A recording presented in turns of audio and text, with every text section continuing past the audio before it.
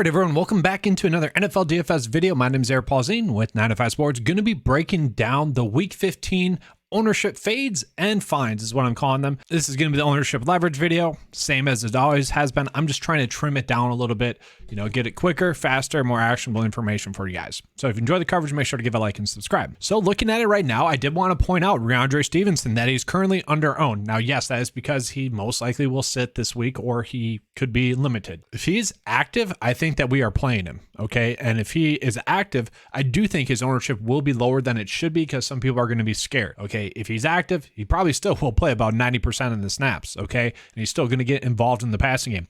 Now, if he sits, then we're probably looking at Damian Harris, okay? The thing is, I think people will be slow to react to this, and that's kind of what this ownership is telling us right now. So if he plays, you like it, you're gaining a lot of leverage on the field. Then I do want to point out, like, Jerick McKinnon and Isaiah Pacheco are both getting a lot of DK ownership, as they should be, don't get me wrong, but it is starting to get to the point where, yeah, you might have to start thinking about it. Like 15% owned for Isaiah Pacheco is very high owned, and then Jerick McKinnon, 11% high, that's pretty high as well. I get it, the price point's great, the matchup's great as well. I'm not saying to fade them, okay? Data is saying that they are starting to be a little bit overvalued, and I will say, looking at the other two running backs in that game that have kind of the same question marks, Rex Burkhead and also Dare Ogunbowale, that's very interesting for me as well. We can get those two at about 5%. And obviously that's just a guessing game. We're trying to guess to get lucky. But at the same time, those are two running back plays. And obviously once they're confirmed like the starter and whatnot, their projection will go up a little bit. But those are two running back plays that game script dependent. They're both pass catching running backs. They could be viable kind of pivots in that same game, okay? I think we could play kind of maybe Rex Burkhead and Pacheco, or, kind of mix and match those four. I would say if Pacheco and McKinnon are that high owned, by the same logic, kind of Dare and Rex should be getting some more ownership than they currently are given their price point. Now we move on into the quarterback position. I will say it is very shocking that both Justin Herbert and Jalen Hurts are currently this low owned. And this is something where I record it, earlier on in the week. I do expect this to get corrected, but if it doesn't, this is a great spot to jump on them. Both their ownership should at least be double this. I would say Justin Herbert should be the highest owned quarterback on the slate, probably by 25% ownership. Like, he should be chalk. He's throwing the ball over 40 times per game and gets a great matchup. All of his passing weapons are healthy and active. Like, he should be chalk, and he should be good chalk. If this stays true, just hammer it home, please. Okay, this is like last week when we got Keenan Allen, or pretty much the last 2 weeks where we got Keenan Allen at lower ownership than he should have been. Take advantage of it. Same thing with Garrett Wilson last week. Take advantage of it while it's there.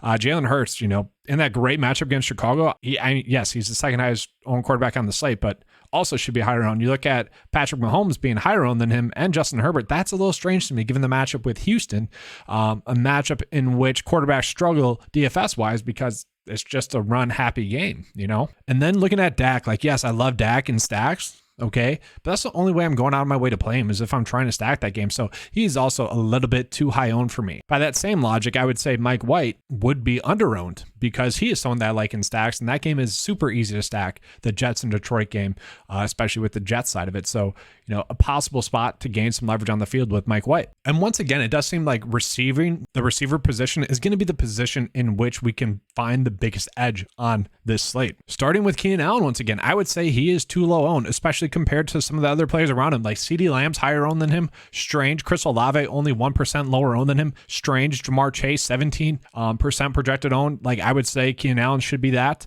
AJ Brown higher owned. St. Brown higher. That is just strange. I think we can all admit that that's strange. Okay, Keenan Allen probably should be the highest owned receiver on the slate as well, given the price point and given the matchup. Guys, he's playing 90% of the snaps and got 14 targets the last two games. I don't get it. Take advantage of the soft price point. Okay, just strange to me there. And I do want to point this out with Marquise Brown. I was thinking that because he didn't catch that touchdown last week, that he'd be lower owned than he should be. And that's what it's looking like right now, under 5% owned.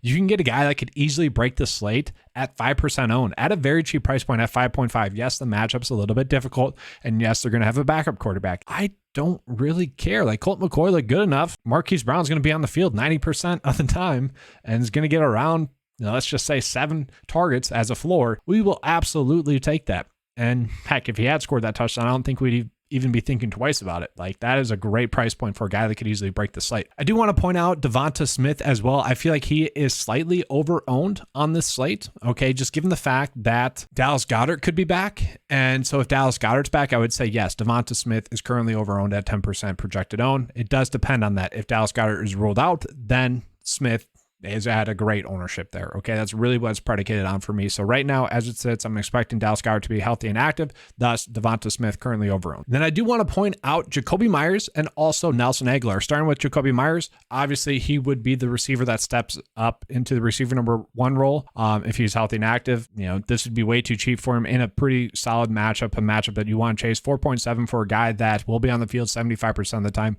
will be commanding a high target share, probably, let's say 8 targets.